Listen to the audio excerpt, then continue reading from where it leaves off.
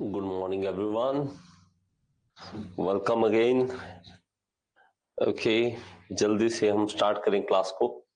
तो काफी स्टूडेंट्स जो है वो मेरे से पूछ रहे थे इस बुक के बारे में। तो ये बुक जो है वो मेरे द्वारा लिखी गई है।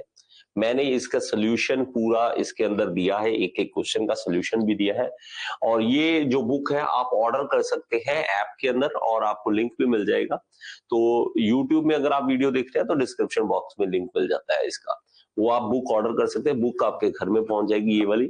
ओके, और इसके साथ वीडियो सोल्यूशन भी मिलते हैं, और ये इंग्लिश में है बुक। और ये जरूर याद रखना, कुछ बच्चों को है कि हिंदी में बुक, तो ये बुक इंग्लिश में है, हिंदी में नहीं है भाई साहब। और ये बुक का सोल्यूशन मैं प्रोवाइड करा रहा हूँ वीडियो के थ्रू। आपको बुक मिल जाएगी और वीडियो मिल जाएगी, और क्या चाहिए यार दुनिया से, जान चाहते हो दुनिया की। चलो स्टार्ट करते हैं। ओके स्टूडेंट्स, तो हमारे पास नेक्स्ट क्वेश्चन जो है वो है 51 नंबर। तो हमने 50 तक क्वेश्चन कर लिए थे, अभी आगे चलते हैं और क्वेश्चंस करते हैं। Okay, so Babbitt metal is a dash base alloy. तो ये बेबिट मेटल जो है, आपने सुना हुआ बेबिट मेटल के बारे में। बेबिट मेटल जो है वो किसका अलॉय है? तो टिन, कॉपर, लेड, किसका बेस, मतलब आप बेस कौन सा यूज कर रहे हैं इसके अंदर। ओके, एज ए बेस किसको यूज कर रहे हैं, जल्दी से बताएंगे बेटा। जो भी बच्चे लाइव हैं वो इसका आंसर जो है ABCD आप आंसर दे सकते हैं, उसके हिसाब से आप आंसर दे दीजिए। जल्दी से, क्विक, जल्दी से बच्चे, जल्दी से, टाइम मत लगाएं। 51 का so A is the right answer. Tin alloy होता है, टिन बेस अलॉय होता है। तो बेबिट मेटल हम देखते हैं, कुछ मैंने इमेजेस इसके अंदर आपको दी हैं और इसकी डिटेल मैं आपको करवा दूंगा। देखिए, बेबिट मेटल जो है tin and lead base alloy होता है, ये याद रखें। टिन और लेड बेस अलॉय होता है। इसमें टिन जो है वो 88%, एंटीमनी होता है 8%, कॉपर होता है 4%, और ये जो है मेनली यूज होता है लेड बेस। अब देखिए, ये टिन बेस है, टिन बेस, और ये टिन में आ गया। लेड बेस जो होगा वो होगा 85% लेड होगा उसमें। अब ये गड़बड़ है यहां पर। ये गड़बड़ जो करता है, ये दो तरह की गड़बड़ है। देखिए, एक babbitt metal is tin and lead base alloy. इसके अगर टिन टिन बेस होगा तो ये टिन 88% होगा। ये क्वेश्चन में गड़बड़ है। अब अगर हम एसएससी की बात माने तो वो एसएससी ये कह रहा है कि हमें टिन वाले को करना है। देखिए, अगर लेड बेस वाला अगर बेबिट अलॉय बेबिट आता है तो यहां पे लेड 85% है, ये देखिए। तो हम क्या करें? लेकिन बेबिट जो है वो तो वो ही मानता है कि टिन वाले को आप सही मानो बस। जो उसका क्या करें अब, जो भाई साहब उन्होंने ठीक करना तो उन्होंने ही करना है, हम हमारे हाथ में कुछ है नहीं। हमारे हाथ में नहीं है तो हम कुछ नहीं कर सकते। ओके, चले आगे देखिए। अब इसमें क्या है, the babbitt line bearing are used in petrol and diesel engine. ये कहां कहां जहां पे हैवी काम करना होता है वहां पे हम बेबिट मेटल का बियरिंग का यूज करते हैं, जैसे कि petrol engine, diesel engine, centrifugal pump, turbines, concrete mixture and conveyor. Babbitt bearing is use for heavy loads. तो याद रख लें, जो मैं आपको हाईलाइट करवा रहा हूं उसको ये नहीं है कि सर ने हाईलाइट कर दिया बस ठीक है, सर ही करते रहे, मैं कुछ ना लिखूं। आपको जो चीज हाईलाइट करके दे दी उसको आपको अच्छी तरह से लिख लेना है कहीं पे। देखो, एमसीक्यू एक बात है और दूसरा नोट्स अपने अलग बात है। आपने क्या लिखना है जल्दी से, टिन 80, अच्छा इसमें टिन होता है, लेड बेस लेड होता है, इसमें किसके लिए है ये लिख लो। छोटा सा 3 लाइनों का नोट बना लो, उसको कर रहे हैं आपको। ओके, चलिए वापस चलते हैं, नेक्स्ट देखते हैं। इन मेटल्स, यहां पे in metals the size of coarse grain is greater than. अब देखिए, हमारे पास जो होता है कोर्स ग्रेन होता है, फाइन ग्रेन होता है, जो फिर हमारे पास ग्रेन्स बनते हैं जो फाइन होते हैं, कोर्स ग्रेन्स होते हैं, मीडियम ग्रेन्स होते हैं। ये हमारे पास कोर्स जो है वो हमें पूछा गया है कि कोर्स ग्रेन जो होगा उसका साइज क्या होगा, वो हमेशा 0.5 mm से ज्यादा होगा, 0.5 mm से ज्यादा होगा। याद रखें इसको, आगे चले। Which of the following polymerisation is associated. आप इनमें से पॉलीमराइजेशन है किससे साथ एसोसिएटेड है? तो कॉपर के साथ, जिंक के साथ, थर्मोप्लास्टिक या नन ऑफ दिस? तो इसका राइट आंसर क्या होगा? थर्मोप्लास्टिक। तो पॉलीमराइजेशन हम देखते हैं, तो मैं इसके बारे में अगेन आपको जानकारी कोई ना कोई देता रहूंगा। Polymerisation is the process to create polymers. तो हम पॉलीमर्स बनाते हैं, पॉलीथीन जैसे हम देखते हैं ना, पॉलीथीन होता है, तो हमारे पास एक चेन बनती है, तो उसको हम पॉलीमराइजेशन कहते हैं। These polymers are then processed to make various kinds of plastic products. During polymerization, smaller molecules called monomers or building blocks are chemically combined to create larger molecules. ये है monomers, ये अकेले अकेले पड़े हैं, लेकिन एक साथ इसकी चेन बनाई जाए तो ये पॉलीमर बन जाता है, और इस प्रोसेस को पॉलीमराइजेशन कहते हैं। तो प्लास्टिक बनाने की प्रोसेस जो है वो पॉलीमराइजेशन के थ्रू होती है। जब हम प्लास्टिक की जब भी देखते हैं तो उसके पॉलीमर्स बनते हैं। तो आपको ये पहले बात, वीडियो ऑडियो क्लियर हो ये मुझे बताते रहना, अगर कहीं कुछ भी गड़बड़ाए तो मुझे बताना है। ओके, चलिए वापस चलते हैं हमारे क्वेश्चंस की ओर, और हमारे पास नेक्स्ट क्वेश्चन है। ओके, ये हो चुका है। Okay, heating elements are generally made of. अब ये सिंपल सा हमेशा के लिए याद रखना है, ये नाइक्रोम का बना होता है। किसका बना होता है? नाइक्रोम का बना होता है। तो नाइक्रोम जो है वो हमारे पास, इसमें 80% निकल और 20% क्रोमियम होता है। इसको लिख ले, इसमें नाइक्रोम में 80% निकल और 20% क्रोमियम होता है। इसको लिख लीजिए बच्चे, 80% हमारे पास निकल होता है और 20% इसके अंदर क्रोमियम होता है, क्रोमियम होता है। ओके, चलिए आगे। Okay, the property of material which allows it to be drawn into the smaller section is called। smaller section में हम बदल सकते हैं। smaller section का क्या मतलब है? अब सॉरी, देखो, अब जब खींचते हैं तो इसमें हमारे पास, मान लीजिए एरिया बड़ा है, इसको खींचा और खींचने से एरिया उसका स्मॉलर सेक्शन में बदल गया, तो उसको हम डक्टिलिटी बोलेंगे। क्या बोलेंगे? डक्टिलिटी। तो हमारे पास क्या आएगा? Ductility. As a percentage of carbon increases in steel, its dash decreases. क्या डिक्रीज करता है? Corrosion resistance, ultimate strength, hardness या डक्टिलिटी? क्या चीज डिक्रीज करती है? तो मैं आप सबसे रिक्वेस्ट करूंगा, जो भी लाइव है आप अपने आंसर जरूर लिखें। उससे ये रहता है कि क्लास इंटरेक्टिव रहती है। क्लास में मतलब सिंपल सी बात है कि टीचर बोर नहीं होता, नहीं तो टीचर को ऐसा लगता कि अकेले बोली जा रहा हूं। ठीक है, तो आप भी रिप्लाई जरूर करें। आपको जो भी आंसर आता है आप रिप्लाई जरूर करें, नहीं तो आप सुन तो रही है। ओके, चलिए, शाबाश शाबाश। तो 56 का आप क्या? डी। शाबाश, D is the right answer. तो डक्टिलिटी जो है वो लगातार गिरती जाती है, लगातार गिरती जाती है। आप जैसे जैसे कार्बन बढ़ाते हो उसमें हम देखते हैं कि हार्डनेस, हमारे पास स्ट्रेंथ बढ़ रही है, लेकिन उसके बाद हमारे पास प्रॉब्लम ये आती है कि डक्टिलिटी लगातार कम होती जाती है। और यहाँ पे नेक्स्ट है, hot short metal is dash. Brittle when cold, brittle when hot, brittle under all condition या डक्टाइल एट हाई टेम्परेचर। तो नेक्स्ट आप देखिए 57 का, 57 का बताओ बच्चे जल्दी से। आपने कभी सुना है ये वर्ड? ये सुना हुआ है, hot short metal. Hot short में ये मेटल कौन से मेटल होते हैं?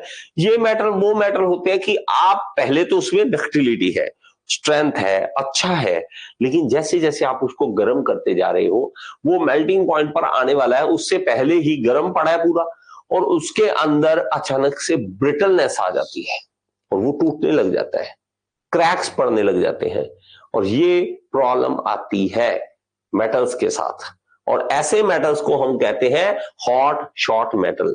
ये ब्रिटल बन जाते हैं जब हॉट होते हैं, ब्रिटल बन जाते हैं जब हॉट होते हैं। 57 का बी बता, बी बी। तो हमारे पास ब्रिटल व्हेन हॉट, हॉट होने पे ब्रिटल बन जाते हैं। ये प्रॉब्लम है, बहुत बड़ी प्रॉब्लम है।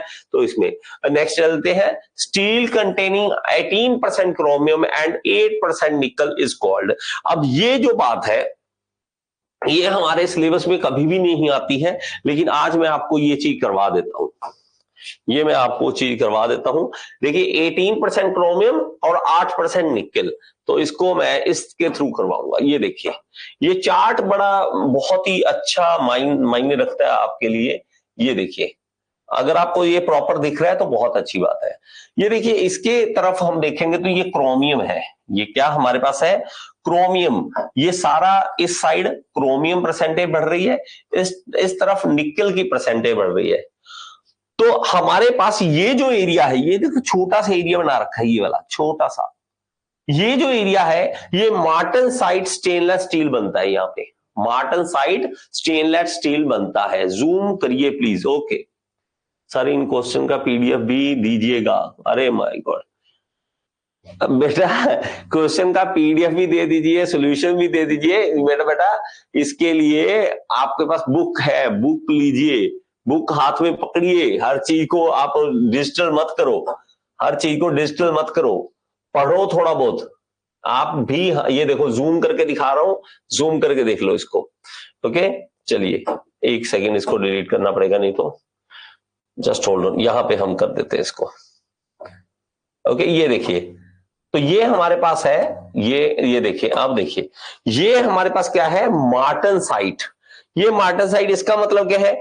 निकेल बहुत कम, बहुत कम। ये देखो कितने है, यहां 5% है, तो यहां कितना होगा? आधा परसेंट, 1%, बस 1% निकेल। और यहां से क्रोमियम आप मान लीजिए 3% से लेकर मान लीजिए 18% के आसपास, बस इतने तक आए तो मार्टनसाइट।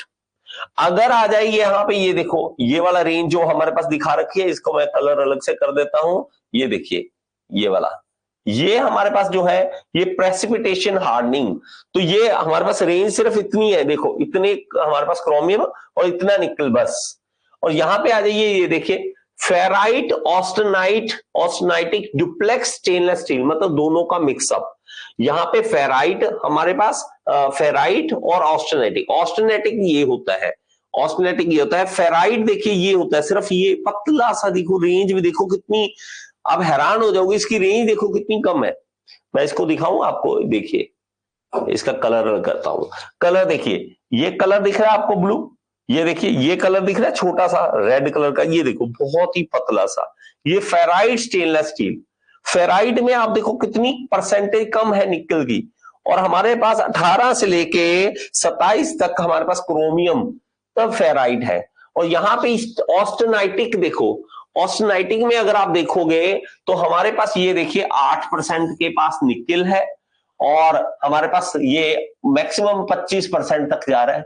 ओके, और क्रोमियम देखिए, क्रोमियम शुरू हो रहा है यहां पर, तो ये हमारे पास होगा 16 होगा, और आसपास 16 के आसपास होगा। ओके, और ये हमारे पास कितना होगा, खत्म कहां पे होगा? ये देखो खत्म हो रहा है यहां पर। चलिए यहां पर, ये देखिए यहां पे खत्म हो रहा है, 26 के आसपास खत्म हो रहा है, 26 के आसपास खत्म हो रहा है। अब इसी को समझिए कि अगर आपको ये चार्ट समझ आ गया तो आपको कभी भी ये क्वेश्चन गलत नहीं होगा कि ऑस्टेनेटिक कहां है। एक तो ऑस्टेनेटिक को दिमाग में बिठाओ कि निकल बहुत ज्यादा है इसके अंदर। निकल देखो, निकल की रेंज देखो कितनी ज्यादा है, इसमें इसमें इसमें निकल है ही नहीं। मोस्टली आपको मार्टनसाइटिक पूछेगा और फेराइट पूछेगा या ऑस्टेनाइटिक पूछेगा। ये और ये तो बहुत कम पूछता है, ये दोनों।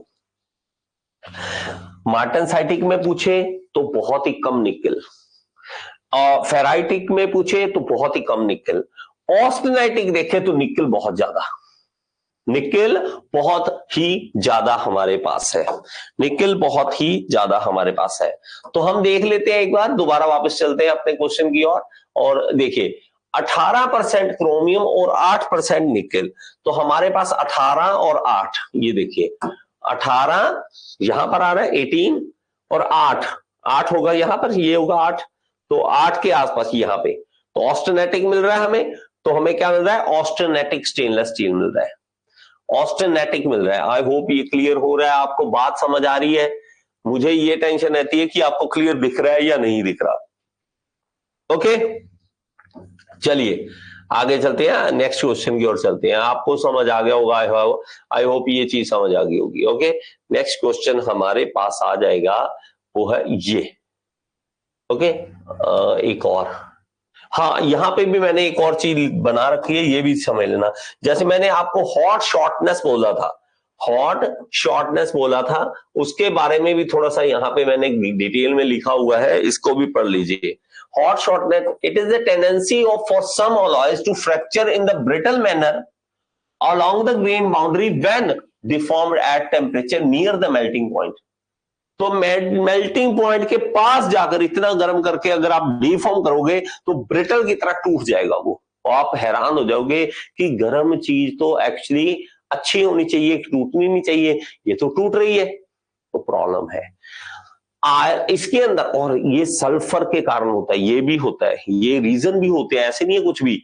Sulphur in general is always undesirable in steel. Sulphur अगर आ गया तो ये हॉट शॉर्टनेस को ये बढ़ावा देता है, या इसको रेड हॉट शॉर्टनेस भी बोलते हैं।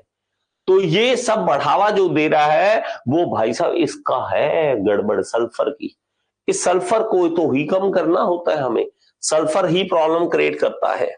चलिए आगे क्वेश्चन के चलते हैं।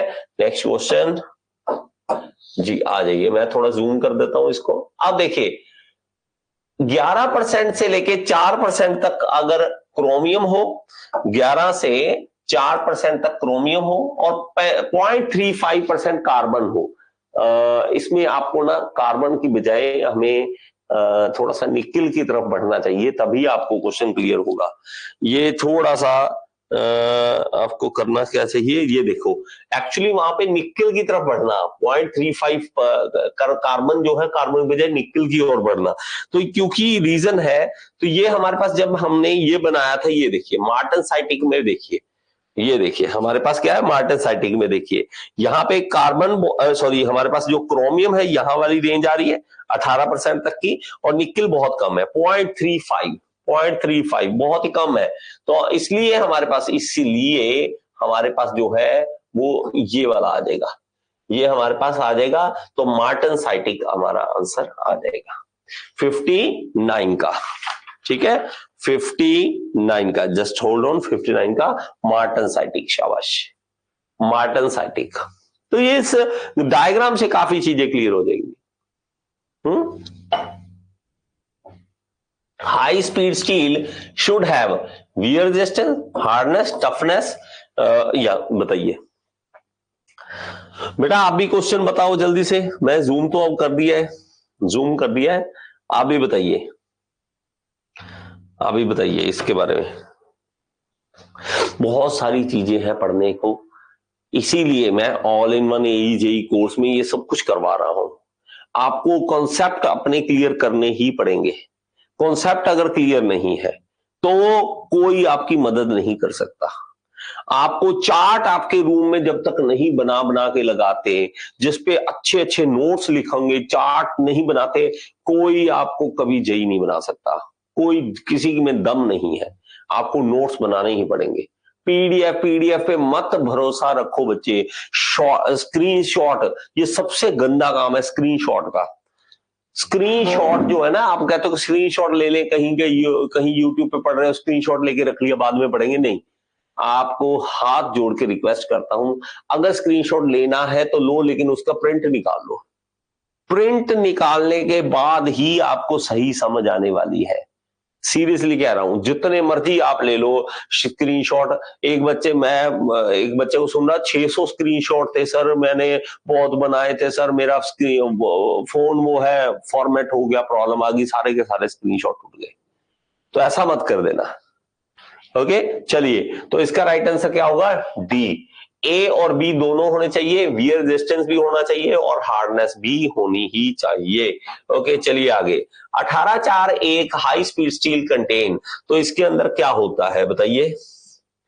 इसके अंदर 1841, ये तो फेमस है, 1841 वाला फेमस है, इसको मैं आपको दिखाता हूं अभी।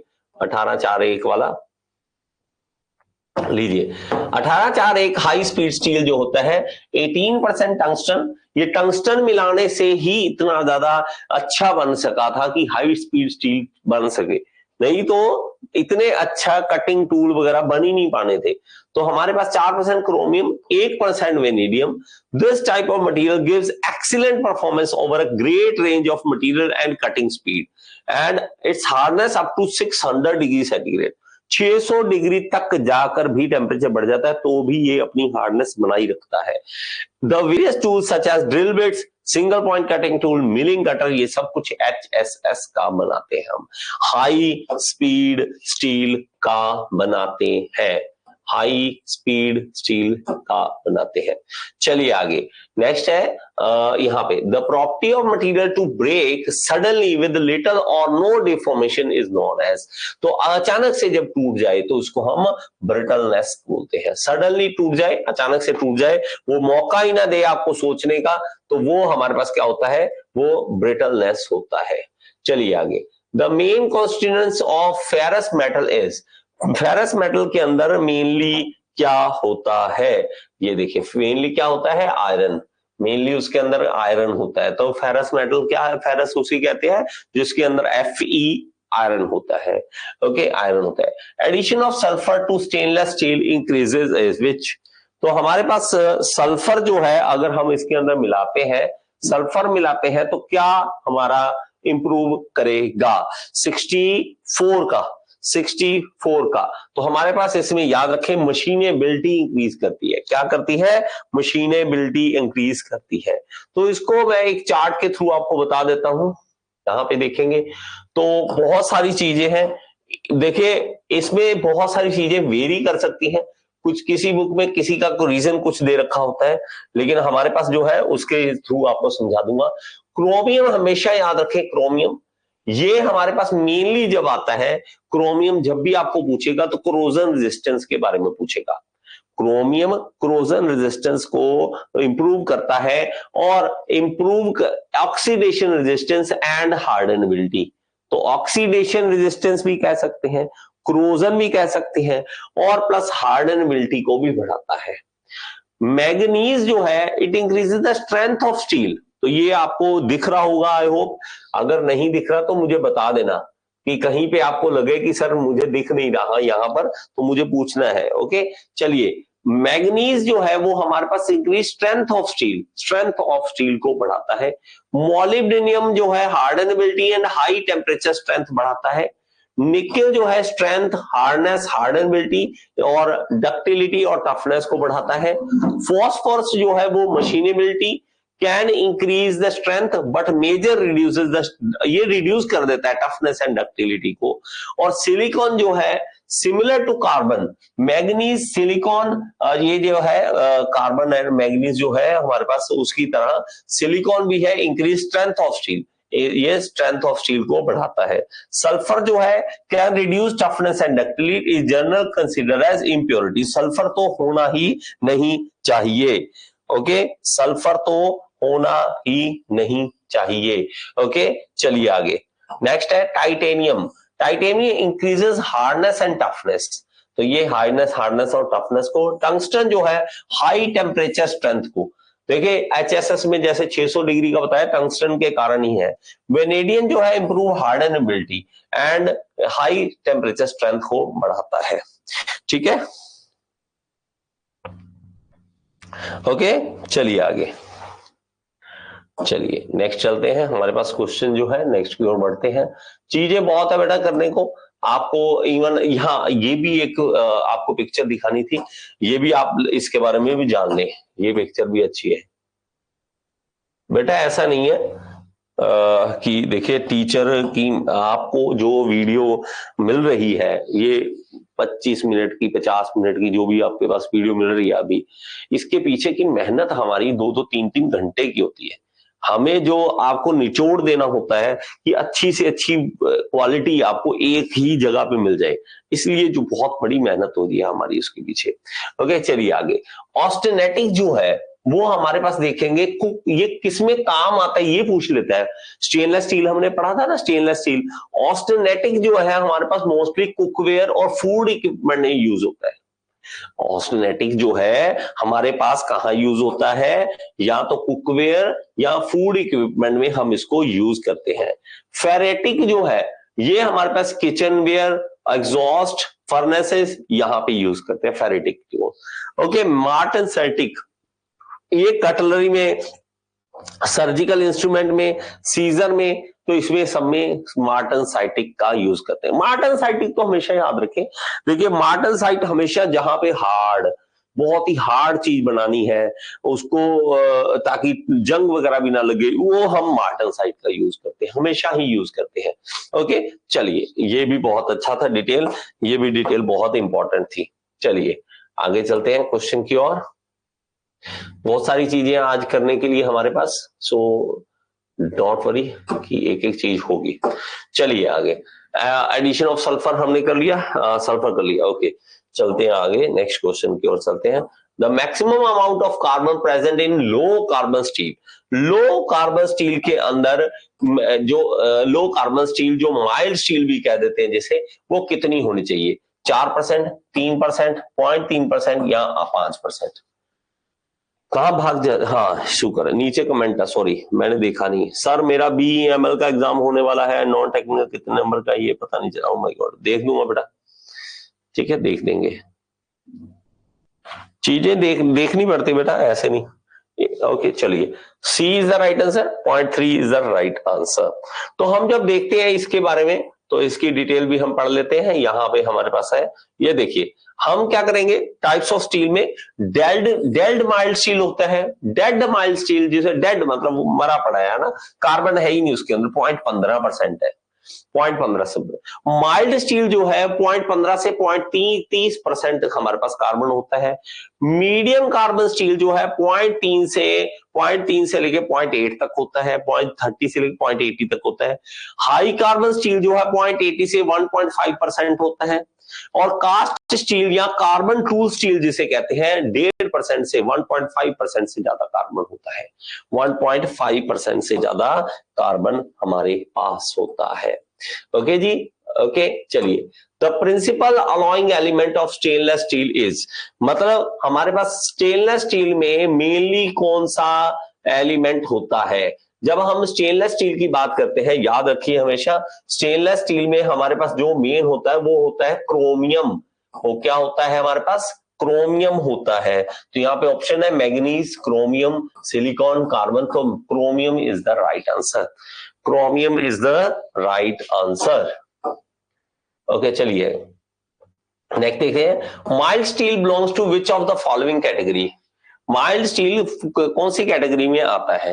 तो इसका right answer high, medium, low, no, तो लो कार्बन स्टील। देखिए माइल्ड का मतलब ही यही है, हम ना यार एक तो बड़ी दुविधा में फंसे हुए हैं, हम पहले हिंदी में घर में हिंदी बोलते हैं, कॉलेज में इंग्लिश बोलते हैं, यहाँ प्रॉब्लम आती है। देखिए हम अगर अंग्रेज बोलेगा ना तो माइल्ड घर पे भी बोलता है वो, कि मान लीजिए आपको बच्चे को फीवर है, वो कहता है he got a mild fever. अगर वो घर पे बोल रहा है माइल्ड फीवर मतलब कम है, कॉलेज में जाता है यहाँ पे माइल्ड स्टील है, ये माइल्ड स्टील है, माइल्ड फीवर भी है, माइल्ड स्टील भी है, वो माइल्ड दोनों तरफ यूज कर रहा है, इसलिए वो उसको स्पेशल नहीं लगता। हमें माइल्ड वर्ड ही स्पेशल लगता है, हमें पहले तो माइल्ड सीखना पड़ता है, साला माइल्ड है क्या, फिर उसके बाद दूसरी बात। तो हमें तो ये सीखने में आधा टाइम तो यहां वेस्ट हो जाता है, यहां वेस्ट हो जाता है। चलिए आगे, tool steel have a carbon content of less than 0.5, typically contain carbide, cannot hold hardness at an elevated temperature, are not very resistant to abrasion। तो इसका राइट आंसर क्या होगा? टूल स्टील 68 का बताइए बेटा, 68 का। सो इसका राइट आंसर क्या होगा? देखिए टूल स्टील के अंदर जो होता है वो कार्बाइड्स होते हैं, कार्बाइड्स होते हैं, जिसके कारण इसके कारण टूल स्टील बनाया जाता है। टिपिकली कंटेन्स कार्बाइड होते हैं इसके अंदर। The modern method of making primary steel from liquid iron and scrap, कहता है कि मॉडर्न कौन सा मेथड हम यूज कर रहे हैं प्राइमरी स्टील बनाने के लिए, लिक्विड आयरन हो या स्क्रैप यूज करके? Ladle furnace, the basic oxygen steel making process, the Bessemer process या क्रूसिबल प्रोसेस? तो कौन सी प्रोसेस हम इसके अंदर यूज करते हैं?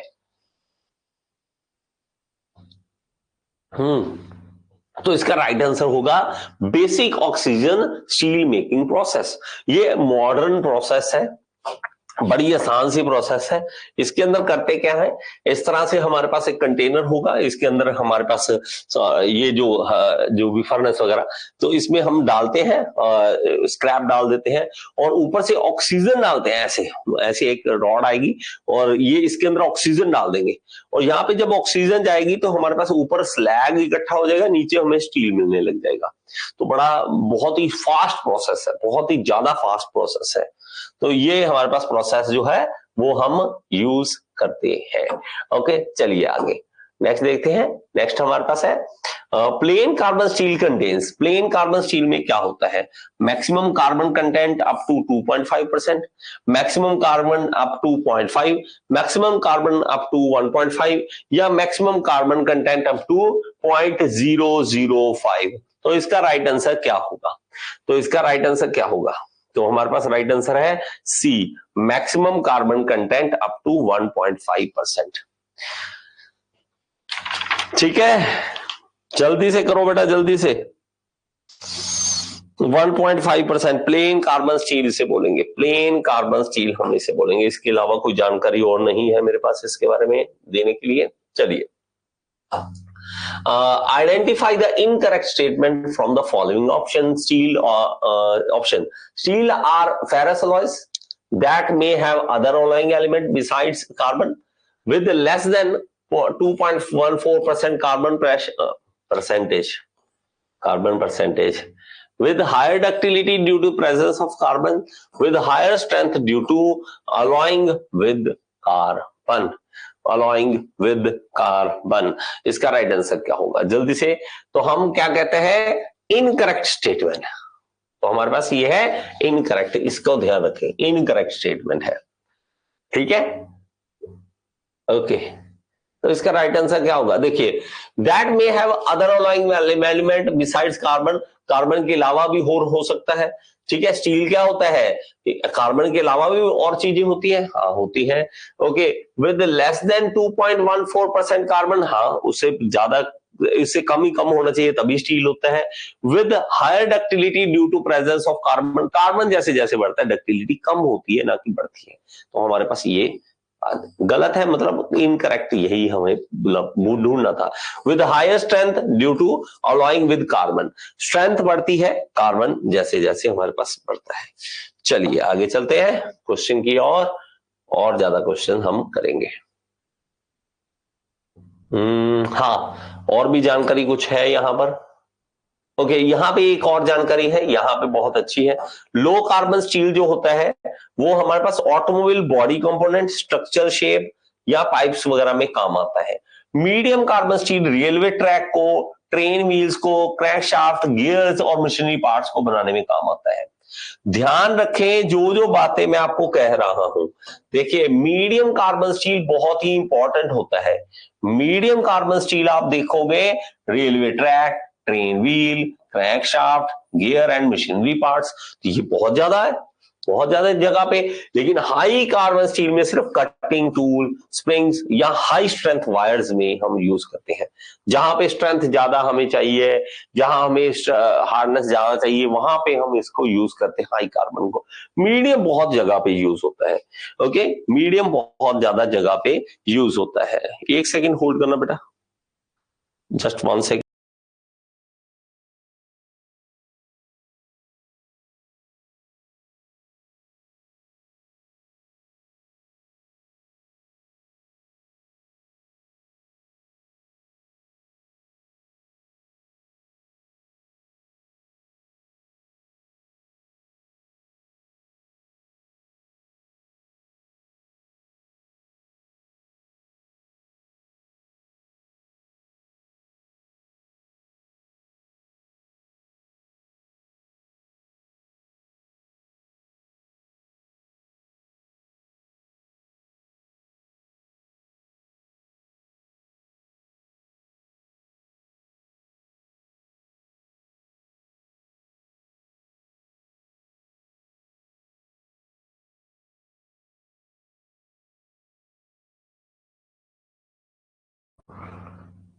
आई एम सॉरी बच्चे, काफी जरूरी काम बीच में फंस जाता है कोई ना कोई। चलिए आगे चलते हैं। ओके, तो हमारे पास ये आपने हमेशा याद रखना है। ओके, कोई कुछ बोलना चाहता है? कुश कुमार बोलिए, क्या बोलना चाहते हैं आप?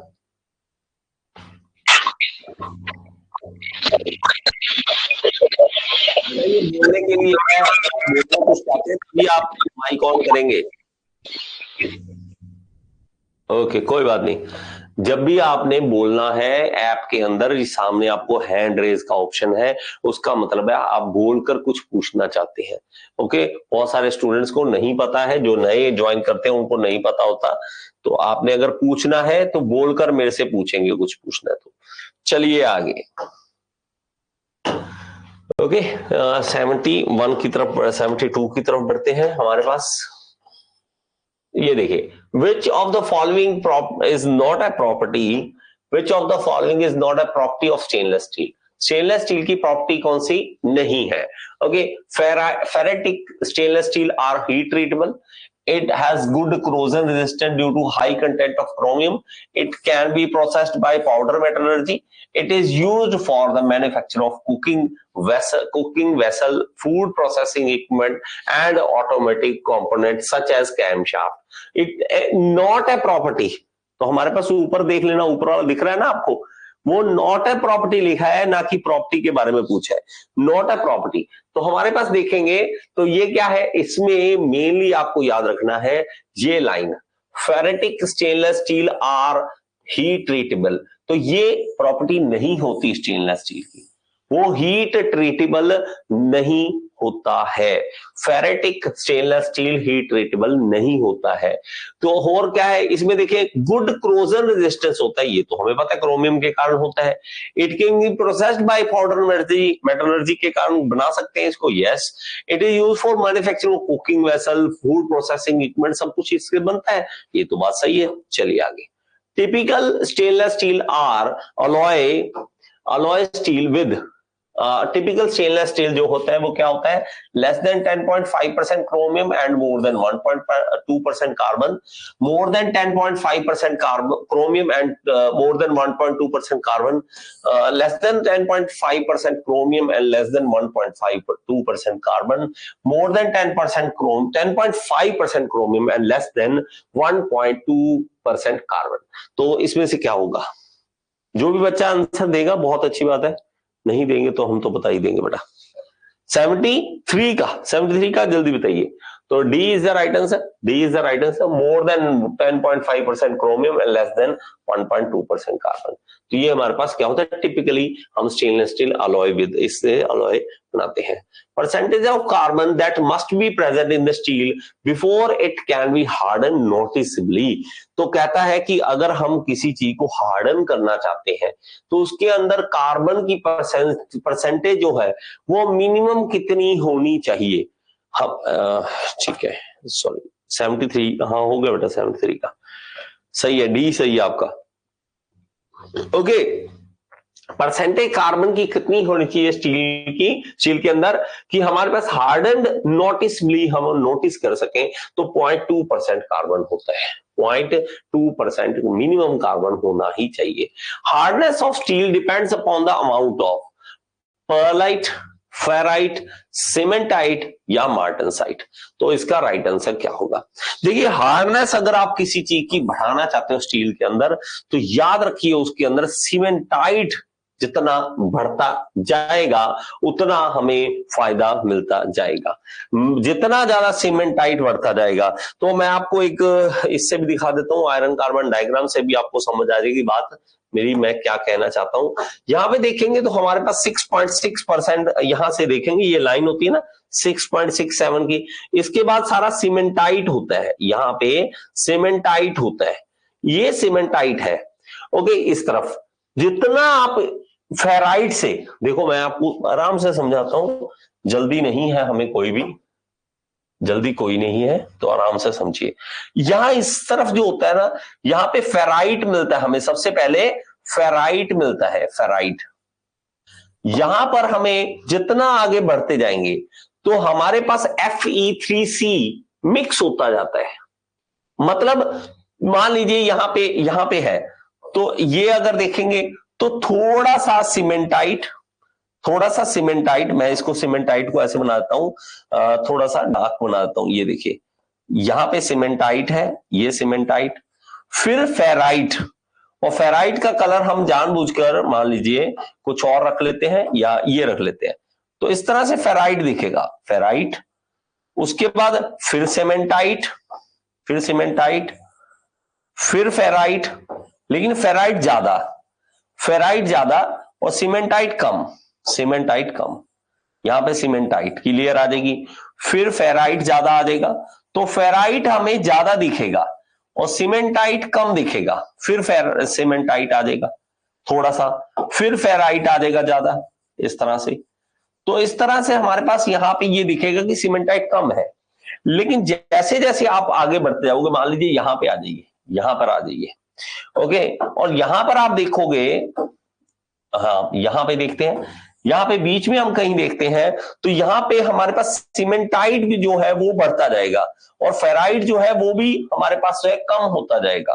तो सीमेंटाइट की लेयर आप देखोगे तो हमारे पास होगी यहां पर, फिर आप फेराइट की देखोगे, ये हमारे पास फेराइट की देखोगे तो इतनी सी होगी, ठीक है। तो इस चीज को समझना आप, जो मैं समझाना चाहता हूं आपको, ओके। फिर हमारे पास सीमेंटाइट जो होगा वो होगा, सीमेंटाइट बढ़ जाएगा, फिर फेराइट होगा, फिर सीमेंटाइट होगा, इस तरह से लेयर होती है। अब सीमेंटाइट देखिए और फेराइट देखिए इस तरह से, फिर सीमेंटाइट और ज्यादा हो जाएगा, और लास्ट में आप यहां पर आकर देखोगे, यहां पर आकर देखोगे तो आपको फेराइट बिल्कुल खत्म दिखेगा, फेराइट जो है वो बिल्कुल ही खत्म होने को आ जाएगा। आपको लेयर जो है सीमेंटाइट की दिखेगी, फिर थोड़ा सा फेराइट दिखेगा आपको, थोड़ा सा फेराइट दिखेगा, फिर आपको सीमेंटाइट दिखेगा। इस तरह से लेयर जो है सीमेंटाइट की बहुत ज्यादा बढ़ जाती है और फेराइट की बहुत कम होती रहती है। तो इस तरह से चलते हैं। तो सीमेंटाइट बढ़ रहा है तो हमारे पास उसकी हार्डनेस बढ़ती जाती है, और ये फेराइट जो है, फेराइट क्या होता है, सॉफ्ट होता है। फेराइट इस तरफ होता है, फेराइट और सीमेंटाइट दोनों मिला के परलाइट बनाते हैं, परलाइट बनाते हैं। समझ आई, समझ आई कि नहीं?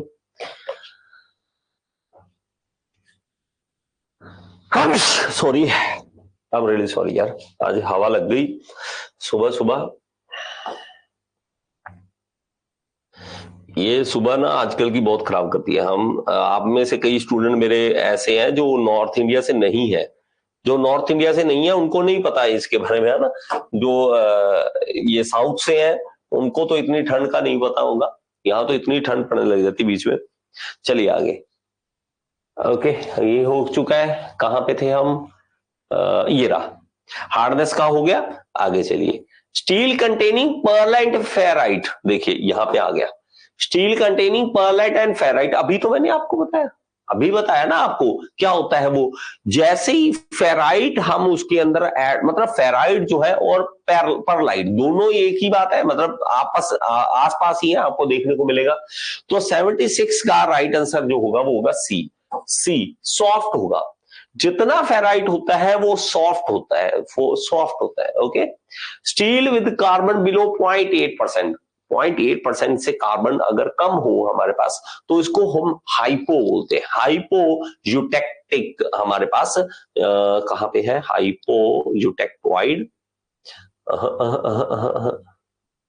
लेस देन है, बिलो है ना, बिलो 0.8, हाँ ठीक है, हाइपोयूटेक्टोइड आ गया, हाइपोयूटेक 0.8 है, वो 4.33 होता है, ओके। दो होते हैं, एक 0.8 पे आता है और एक 4.33 पे आता है। 0.8 वाला हमारे पास यूटेक्टोइड होता है और 0.8 से कम वाला हमारे पास हाइपो पे आता है, hypo. Dash has maximum malleability, malleability सबसे ज्यादा किसकी होती है? तो यहाँ पे ऑप्शन है आपके पास, ये रही, एल्यूमिनियम, एल्यूमिनियम, कॉपर, लेड या रॉट आयरन। ठीक है, तो बताइए आपको 78 का, हाँ आपने नंबर लिख देना बेटा क्वेश्चन के आगे, आपने कौन सा क्वेश्चन कर रहे हैं। तो lead is the right answer. Lead जो होता है वो सबसे ज्यादा हमारे पास मेलेबल होता है। Under microscope pearlite appear as, white appear होता है, लाइट अपीयर करता है, डार्क करता है, या फिंगरप्रिंट जैसा करता है। तो आपको मैं दिखाना चाहूंगा यहां पर, बहुत ही अच्छी चीज है ये, देखने को मिलेगी, बहुत कम मिलती है ऐसी चीजें। शुक्र मनाओ, शुक्र। ठीक है,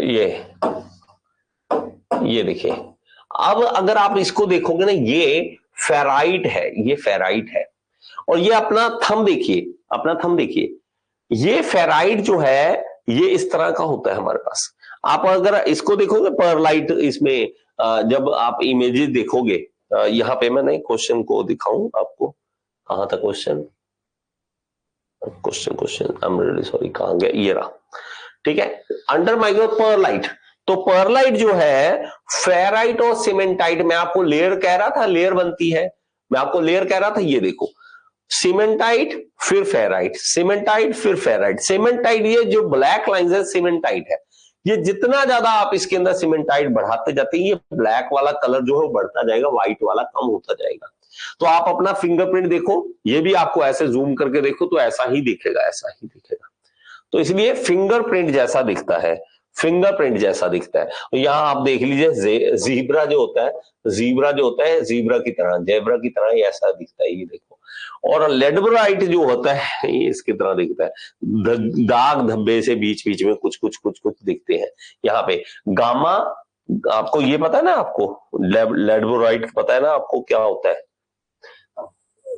यहां पर आइए, ये आ जाइए, ये रहा। तो हमारे पास ये ऑस्टेनाइट होता है, यहाँ पे सीमेंटाइट, इन दोनों के बीच का जो होता है ऑस्टेनाइट, और हमारे पास यहाँ पे सीमेंटाइट मिलाने के बाद लेडबोराइट मिलता है हमें। ये लेडबोराइट जो होता है उसकी इमेज दिखा रहा है कि लेडबोराइट जो होगा इस डॉगी की तरह, इस तरह का दिखता है।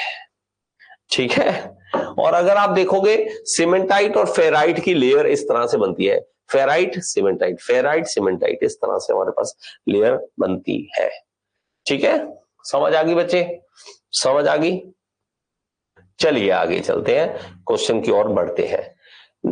नेक्स्ट है, ये हो चुका है, alloy of magnesium, alloy of magnesium are. Magnesium alloy जो होता है हमारे पास वो कैसा होता है, easy to machine, magnetic, light, या प्रोन टू क्रोसन। तो इसका राइट आंसर है लाइट। देखिए मैग्नीशियम जो होता है वो बहुत लाइट होता है, बहुत हल्का होता है। अगर आप इसमें देखोगे, यहां पर मैं आपको दिखाता हूं पूरे डिटेल में, मैग्नीशियम यहाँ पे डिटेल है, ये देखिए, ये देखिए मैग्नीशियम जो है, magnesium is lightest engineering metal with a density 1.7 ग्राम पर सेंटीमीटर क्यूब। 1 सेंटीमीटर क्यूब का जो वेट मास होगा वो सिर्फ 1.7 ग्राम होगा, 1.7 ग्राम, which is significant lower than aluminium. Aluminium से भी हल्का, एल्यूमिनियम देखो कितना हल्का होता है, 2.7 ग्राम होता है 1 सेंटीमीटर क्यूब में, ये 1.7 ग्राम है। टाइटेनियम 4.45 ग्राम होता है, ओके। और हमारे पास ये देखेंगे स्टील, स्टील 7.9 ग्राम होता है 1 सेंटीमीटर क्यूब में। These alloy are usually for the automobile sector and aerospace sector। तो मैग्नीशियम अलॉय जो है वो हमारे पास इस तरह से हम यूज करते हैं। Main drawback of magnesium and its alloy is their machinability, since their chip during the machining can be ignited suddenly leading to fire। अगर आप उसमें काम कर रहे हैं तो अचानक से वो आग पकड़ सकते हैं, okay. For this reason the concept of lubrication by different solution as non water mixable and the water mixed cool lubricant become important. तो इसमें हम लुब्रिकेंट बड़े ध्यान से हम इसमें यूज करते हैं कि लुब्रिकेंट ही आग ना पकड़ लेते। A clean unprotected magnesium alloy surface expose to indoor और outdoor atmosphere from free from salt spray will develop a gray film that protect the metal from corrosion। तो कहता है अगर मैग्नीशियम ऊपर पड़ा है, अगर उसके ऊपर नमक की लेयर वगैरह चढ़ती है तो वो एक बना देती है, ग्रे फिल्म बना देती है, वो हमारे पास क्रोजन से उसको बचाती है, ओके।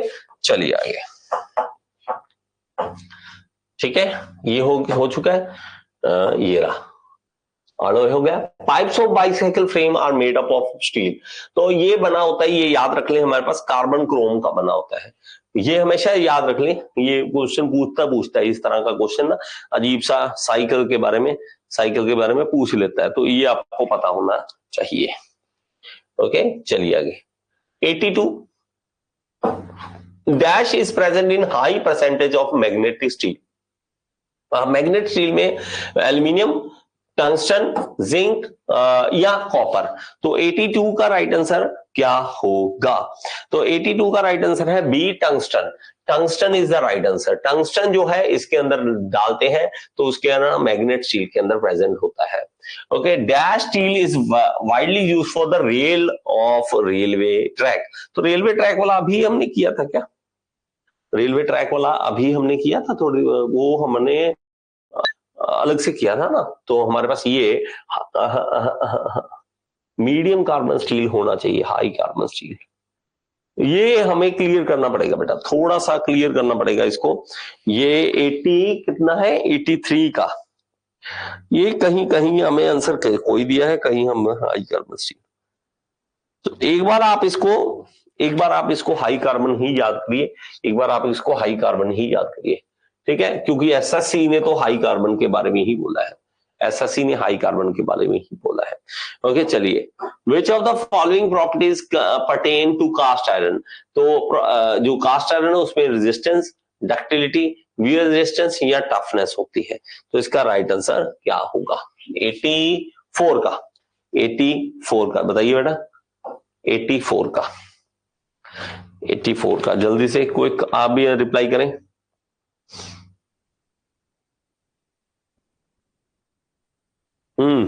देखिए हमारे पास क्या होता है, जब हम कास्ट आयरन को यूज करते हैं, जैसे हमने मान लीजिए किसी का जगह पे बेड बनाना है, जैसे लेथ का बेड बनता है, वहां पे भी अगर देखोगे तो हमारे पास उसके अंदर डैम्पिंग कैपेसिटी होती है। एक तो कास्ट आयरन के अंदर डैम्पिंग कैपेसिटी होती है, एक होता है वियर रेजिस्टेंस होता है, वियर एंड टियर बहुत कम होता है इसका, तो इसलिए हम इसका यूज करते हैं। तो wear resistance is the right answer. Dash is obtain bye isothermal hardening operation.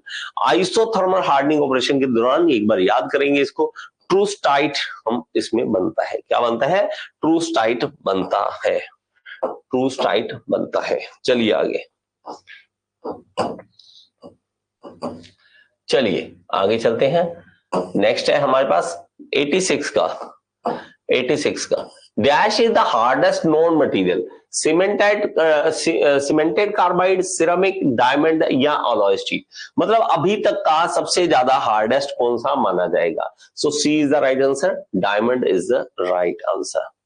आप भी रिप्लाई करो। शाबाश, 86 का C is the right answer. Dash is commonly use for making household utensils. Household utensils बनाने के लिए हम इसमें से कौन सा यूज करते हैं? तो Hindalium is the right answer, Hindalium is the right answer. Under microscope ferrite appears as white, light या डार्क या नन ऑफ सी। तो ये एक लाइट अपीयर होता है, लाइट हल्का हल्का महसूस होता है। कि हम जब देखते हैं ना, फेराइट को देखते हैं, जैसे मैंने पहले भी दिखाया, तो एक लाइट सी हमें इमेज दिखेगी इसकी, और इसको आप याद करेंगे इस तरह से। ये देखिए, फेराइट जो होता है वो लाइट होता है, ऑस्टराइट व्हाइट होता है, सीमेंटाइट व्हाइट होता है, डार्क हम परलाइट को कह सकते हैं, परलाइट जो है डार्क होता है, और हमारे पास मार्टनसाइट जो होता है मोस्टली व्हाइट होता है। ओके, तो इनको याद कर लीजिए इसी तरह से आप इसको याद कर लीजिए। ओके, नेक्स्ट चलते हैं। नेक्स्ट हमारे पास dash does not contain tin as a alloying element. इसमें से कौन सा टिन नहीं होता? सोल्डर में, बेबिट में, व्हाइट मेटल या all option are correct. Does not पूछा ना, इसका डज नॉट, ये जरूर याद रखेंगे, इसको डज नॉट पूछा है। तो व्हाइट मेटल में हमारे पास टिन नहीं होता है, व्हाइट मेटल में टिन नहीं होता है। The material commonly used for aircraft gas turbine. तो एयरक्राफ्ट गैस टरबाइन में हम कौन सा यूज करते हैं? तो हमारे पास सी इज द राइट आंसर, ड्यूरेलियम हम इसके अंदर एयरक्राफ्ट गैस टरबाइन के अंदर हम यूज करते हैं। The property of material which enable is to resist fracture due to high impact load. High impact load में हमारे पास जो है वो रेजिस्ट करता है फ्रैक्चर को, इलास्टिसिटी, एंड्योरेंस, स्ट्रेंथ या टफनेस। तो इसका राइट आंसर है टफनेस। वो बहुत टफ है, हैवी इंपैक्ट लोड को बर्दाश्त कर लेता है, वो टफनेस कहलाता है। The atomic packing factor is highest in which of the following cubic lattice. Atomic packing factor मैंने आपको पढ़ाया हुआ है, तो इसके अंदर सबसे ज्यादा एटॉमिक पैकिंग फैक्टर किसका होगा? तो याद रखें ये एफसीसी का होता है। ये किसका होता है हमारे पास? एटॉमिक पैकिंग फैक्टर एफसीसी का ज्यादा होता है। ऐसे तो एचसीपी का भी होता है, लेकिन हमारे पास एफसीसी का हमारे पास है। ओके, ये गड़बड़ हो गई मेरे पास। कहाँ गया question? Next next next, sorry sorry sorry, ये प्रॉब्लम आ गई बेटा। चलिए कोई बात नहीं, आज इतना ही बहुत है। तो 7-8 क्वेश्चन रह गए हैं, वो गलती से कुछ इमेज जो है वो रह गई है इसमें डालनी। ठीक है, आसान से क्वेश्चन है वैसे तो, 7-8 रह गए बेटा, मुझे माफ करें। बाकी क्वेश्चन जो है इसके अंदर अभी नहीं है, या हम 1 मिनट लगेगा, मैं आपको दे देता हूं। जस्ट होल्ड ऑन बच्चे, एक मेल करनी पड़ेगी छोटी सी। ओके ठीक है, 1 सेकंड लगेगा, जस्ट होल्ड करना। ठीक है, करवा ही देता हूं। करवा दूं क्या 92 के बाद वाला? बोलो।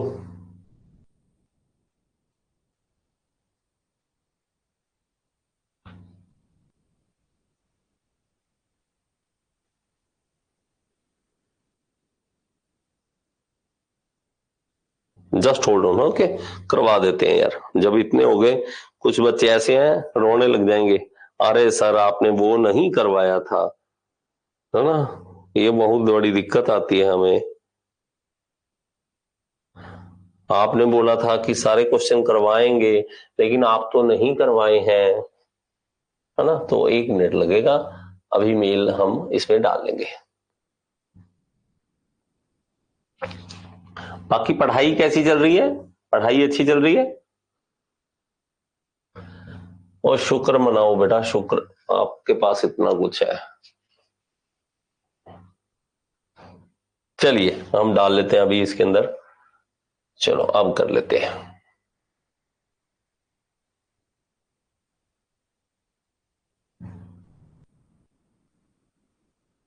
लीजिए बेटा, जल्दी से ये क्वेश्चन भी देख लेते हैं। चलिए आगे। कहाँ घूम रहा है बेटा? क्या टाइम आ गया ये वाला भी ना, मस्त टाइम है ये। चलिए आगे। फाइब्रस फ्रैक्चर अकर, यहां पे आ चुके हैं, क्वेश्चन की तरफ बढ़ते हैं। बहुत अच्छा, अच्छी बात है। Fibrous fracture occurs in dash ductile material, brittle material. 93 का, ओके 93 की तरफ बढ़ते हैं। फाइब्रस स्ट्रक्चर फ्रैक्चर अकर डैश डक्टाइल, ब्रिटल, प्लास्टिक या हार्ड मटेरियल। तो इसका राइट आंसर है डक्टाइल मटेरियल में, इसमें फाइब्रस स्ट्रक्चर फ्रैक्चर होता है कि इस तरह से फाइबर की तरह ऐसे खींचा जाता है। In steel main alloy causing corrosion resistance is manganese, vanadium, chromium, cobalt. तो chromium is the right answer. Corrosion को कॉजिंग क्रोजन रेजिस्टेंस पैदा करता है ये। Okay, alloy steel as compare to carbon steel is more. Alloy steel जो होता है वो कार्बन स्टील से ज्यादा क्या होगा इसका? तो इसमें हमारे पास टफ होगा, हार्ड होगा, फटीग होगा। ये इसमें only A, only B, only C या none of these. Alloy steel as compare to, इसमें 95 में आपको डिटेल थोड़ी सी बता दूं। इसमें alloy steel improve property compare to steel. देखिए ये सब कुछ होता है। देखिए ये हमारे पास, ये यहाँ पे ऑल ऑफ दीज आना चाहिए, यहाँ पे ऑल ऑफ दीज आना चाहिए बेटा, नन ऑफ दीज की बजाय ना ऑल ऑफ दीज आना चाहिए। ये इसने नन ऑफ दीज नहीं होना चाहिए। तो हमारे पास क्या है? टफनेस, हार्डनेस, फटीग, ये सब कुछ हमारे पास बढ़ता है। बाक इंटरव्यू की प्रिपरेशन कैसे करें? बाक की इंटरव्यू का आ गया बेटा, आपका आया क्या? बाक का क्लियर हो गया क्या बेटा? बाक का क्लियर हुआ है क्या? एक बार बता दीजिए।